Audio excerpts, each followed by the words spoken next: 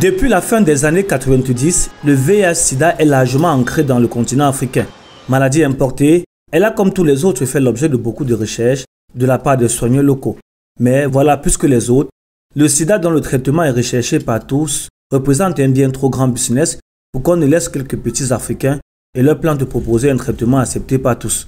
Combien de fois, au cours des dernières décennies, avons-nous entendu des cas comme celui du professeur Victor Anomangoun qui déclarait aux yeux du monde pouvoir soigner le VIH et qui avait même déjà traité plusieurs cas.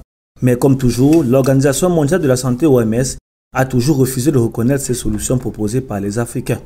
À se dire que ceux-ci ne peuvent en aucun cas trouver la solution à ce désastre planétaire. Pourtant, le récent cas de Covid-19 nous parle tous. En plus de la résistance au virus dont ont fait montre les Africains, plusieurs cas de Covid-19 ont été soignés grâce aux plantes proposées par les praticiens. Le paludisme, dont le Cameroun vient de faire l'acquisition de plus de 330 000 doses de vaccins, est depuis des décennies soigné à l'aide des plantes naturelles. Alors, pourquoi le sida, qui n'est qu'une maladie comme tous les autres, lui ne pourrait pas avoir une solution proposée par les Africains? En attendant que cela arrive, le sida continuera bien évidemment de faire des victimes, mais il est aussi question que les chercheurs africains continuent leur travail pour que le jour où ils seront reconnus, qu'ils puissent proposer au monde des solutions avec toutes les caractéristiques pouvant être homologuées.